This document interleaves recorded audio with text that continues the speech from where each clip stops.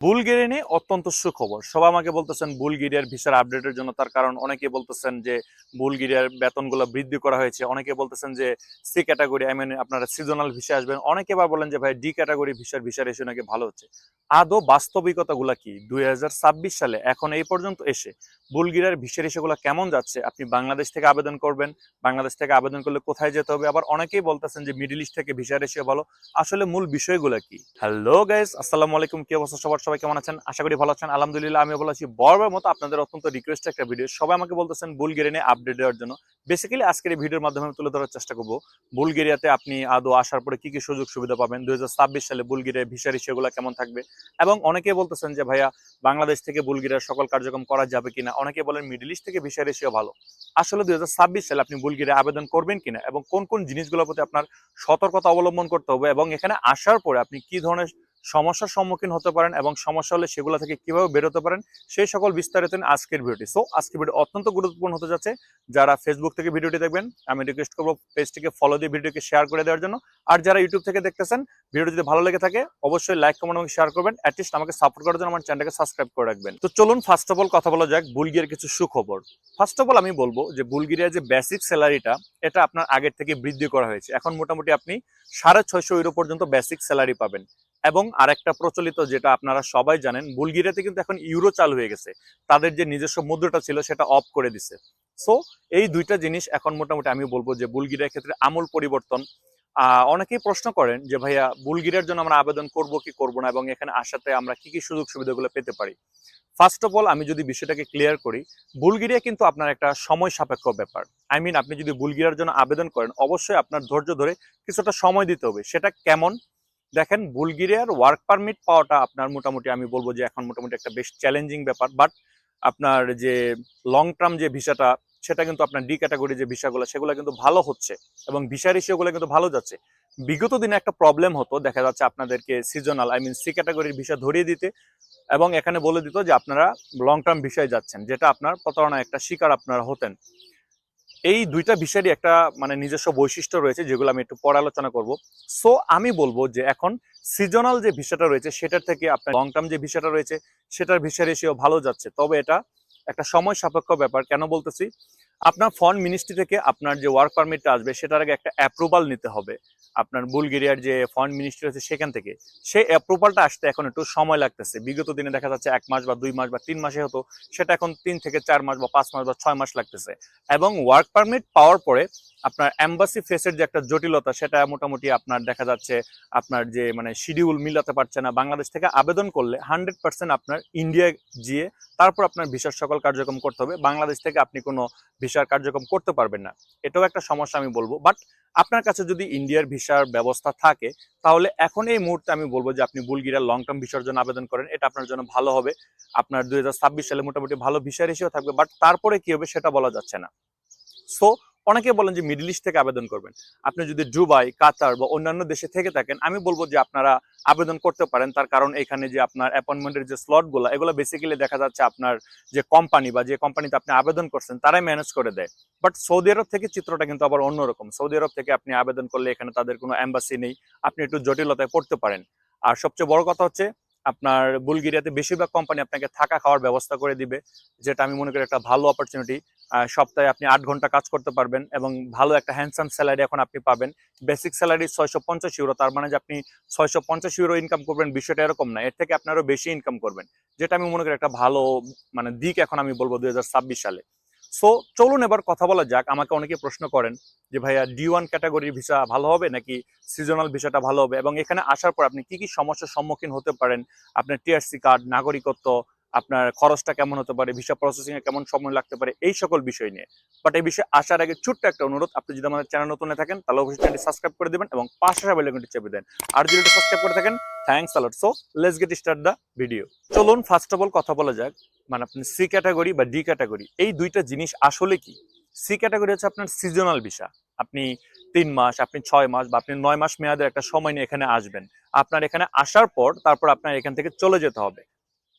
আর D1 যে ভিসাটা সেটা হচ্ছে আপনার লং টার্ম ভিসা, তার মানে আপনি এখানে একটা দীর্ঘ সময় এখানে কাজ করার জন্য আসতেছেন।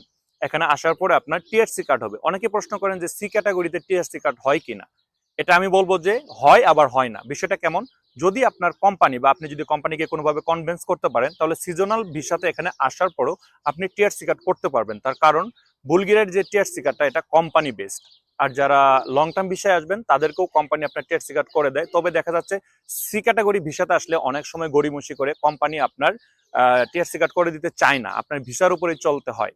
সো অনেকেরই একটা ইন্টেনশন থাকে যে আপনারা এখানে আসবেন C category visa, whatever, আপনারা এখানে এসে আপনারা স্যানজেনভুক্ত অন্য একটা দেশে চলে যাবেন, তার কারণ আপনারা স্যানজেনের একটা ভিসা পাচ্ছেন। বিষয়টা কিন্তু এরকম না।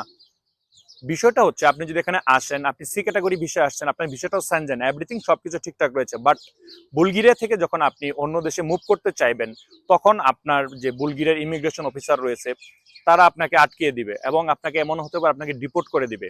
আপনি যদি এখান থেকে মুভ করতে চান, অবশ্যই 100% আপনার টিআরসি কার্ড লাগবে। অনেকে বলেন যে সি ক্যাটাগরি ভিসাতে আসার পরে আপনারা মানে বাই রুটে এখান থেকে চলে যাবেন।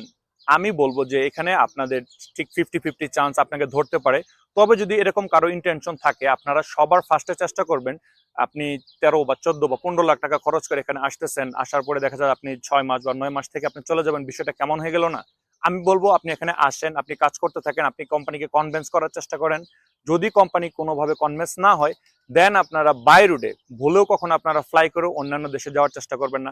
বাংলাদেশের অনেক দালালি বলে বা মিডল ইস্টের অনেক দালালি বলে যে আপনাকে মানে ট্রানজিট ভিসায় তারপরে এখানে পাঠাবে, আই মিন আপনার বুলগেরিয়ার ভিসা হবে ট্রানজিট ভিসা, তারপর আপনি ইটালি হয়ে ট্রানজিট হয়ে তারপর এখানে আসবেন। বিষয়টা এরকম না। আপনি যদি বাংলাদেশ থেকে আসতে চান, বাংলাদেশ ইমিগ্রেশন আপনাকে আটকে দিবে। তার কারণ বুলগেরিয়া আপনার আগে হবে, ম্যাপটা বোঝার চেষ্টা করবেন, দেন হবে ইতালি। আপনি কিভাবে ইতালিতে গিয়ে ট্রানজিট ভিসা নেবেন, বিষয়টা আপনার আদৌ যৌক্তিক না। সো যদি সি ক্যাটাগরি ভিসা এখানে আসার পর আপনি ফেসে যান, আপনি টিআরসি কার্ড না করতে পারেন, তো আমি বলবো যে আপনারা অবশ্যই আপনারা বাই রুটে যাওয়ার চেষ্টা করবেন। সেই ক্ষেত্রে আপনারা রোমানিয়া যাওয়ার চেষ্টা করবেন আগে। আপনার ভিসা রয়েছে, আপনি সেই ভিসা দিয়ে রোমানিয়া থেকে আপনি চাইলে আপনার স্যানজেনভুক্ত অন্যান্য দেশে ফ্লাই করতে পারবেন। তবে বাই রুটে রোমানিয়া ঢোকার সময় আপনার কিছু প্রশ্নের সম্মুখীন হতে হবে। তো আমি বলবো যে আপনারা অবশ্যই রোমানিয়ার যখন আপনারা বর্ডারটা ক্রস করবেন, আপনারা বলবেন যে আপনাদের বাংলাদেশের যে এম্বাসি রয়েছে সেটা বুলগেরিয়াতে নেই, আপনি টিআরসি কার্ড করবেন, বাট আপনার পুলিশ ক্লিয়ারেন্স লাগতেছে, এর জন্য আপনি রোমানিয়া যাচ্ছেন আপনার পুলিশ ক্লিয়ারেন্স কালেক্ট করতে রোমানিয়ান যে বাংলাদেশ এম্বাসি রয়েছে সেইখানে। সো এটা বললে হয়তো বা আপনারা মানে বেঁচে যেতে পারেন, অথবা যদি কোনোভাবে কোনো কিছু নাও করতে পারেন, অ্যাটলিস্ট আপনাদের কোনো ক্ষতি হবে না, আপনারা আবার রিটার্ন চলে আসতে পারবেন। সো আশা করি টিআরসি কার্ডের বিষয়টা এবং সি ক্যাটাগরির বিষয়ে আপনি কি কি সমস্যার সম্মুখীন হতে পারেন এভরিথিং সবকিছু ক্লিয়ার। তাহলে ডি ক্যাটাগরি বিষয়ে আপনি কি করবেন? ফার্স্ট অফ অল আমি বলবো ডি ক্যাটাগরি যে আপনার কন্ট্রাক্টটা হয় সেটা হচ্ছে 1 বছর মেয়াদি, বাট আপনি টিআরসি কার্ড 2 বছর 3 বছর হোয়াট এভার এরকম পেতে পারেন।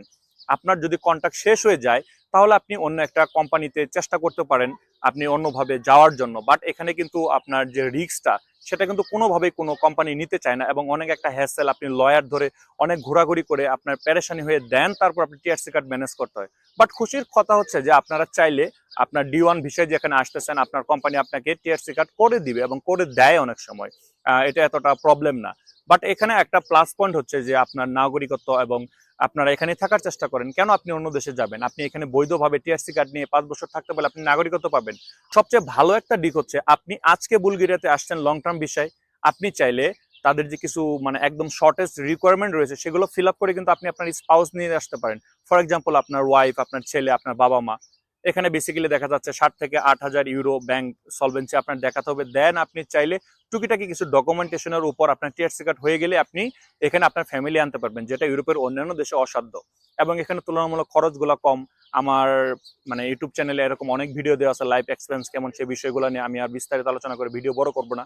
সো আমি মনে করি যে বর্তমানে 2026 সালে আপনি চাইলে বুলগেরিয়ার জন্য একবার ভেবে দেখতে পারেন, যদি আপনার হাতে সেরকম কোনো অপশন থাকে।